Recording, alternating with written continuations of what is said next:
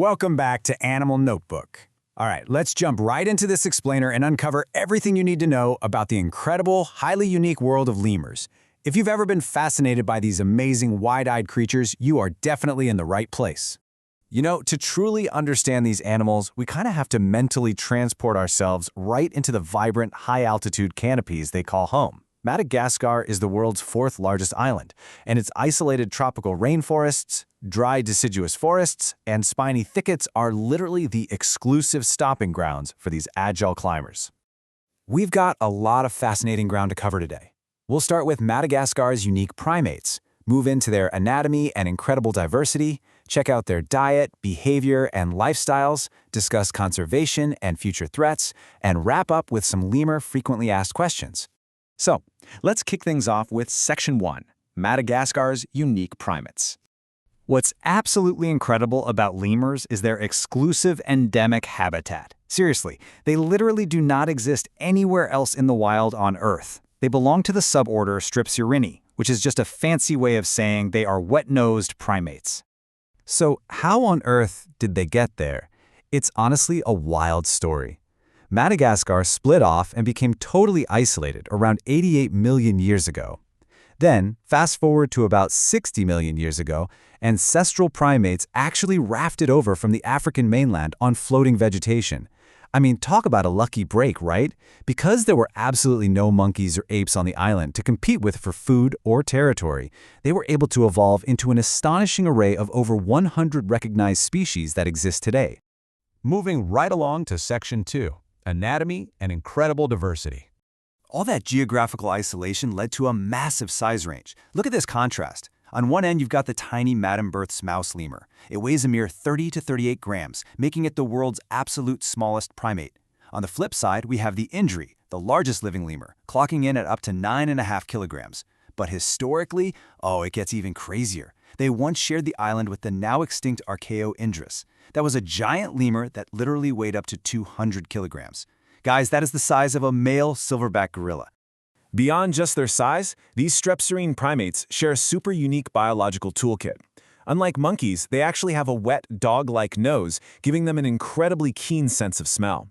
They also use specialized anatomy, like a fused tooth comb made of their lower teeth, and this thing called a toilet claw on their second toe, which literally evolved specifically for intricate personal grooming.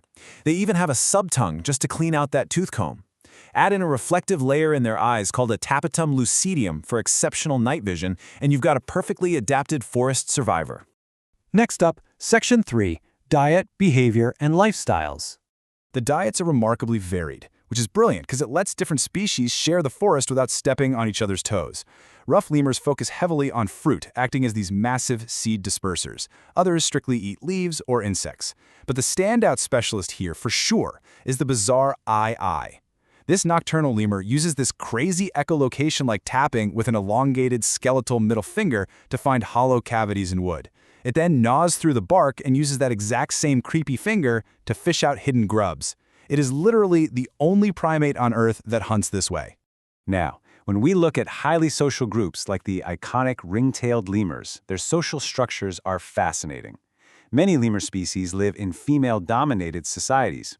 This means the females get priority access to food and mates, which, if you know primate biology, is incredibly rare across the wider primate order. The males, well, they will actually engage in bizarre stink fights. They coat their tails with secretions from their wrist glands and wave them at rivals to establish dominance. Nature is wild. Which brings us to Section 4, Conservation and Future Threats. Listen, the absolute most crucial point of this entire explainer is a pretty devastating statistic. A staggering 98% of all lemur species are currently threatened with extinction, and out of that, around 31% are classified as critically endangered. Right now, they are the world's most endangered group of mammals. The primary driver behind this? It's habitat loss. Madagascar has lost over 90% of its original forest cover, largely due to slash-and-burn agriculture, illegal logging, and charcoal production. You add hunting and climate change to the mix, and the situation is undeniably dire. Urgent global conservation efforts, things like community-based education, securing critical habitats, and captive breeding programs coordinated by over 70 zoological institutions worldwide, are honestly the only thing standing between lemurs and total eradication. Let's wrap up today's Animal Notebook Explainer with Section 5, Lemur Frequently Asked Questions. Question number 1. Are lemurs basically just a type of monkey?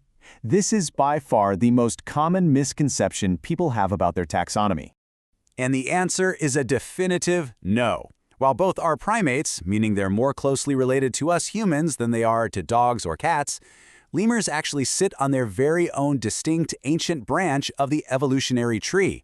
They're strepsirrhine primates that evolved completely separately from monkeys and apes. The only reason they survived and thrived is because they were perfectly isolated on Madagascar, far, far away from all that evolutionary competition. Moving on to question 2. Where does the word lemur actually come from? Well, it carries a surprisingly spooky historical origin. It was coined way back in 1758 by the famous taxonomist Carl Linnaeus, and it derives directly from the Latin word lemures, which translates to restless spirits of the night.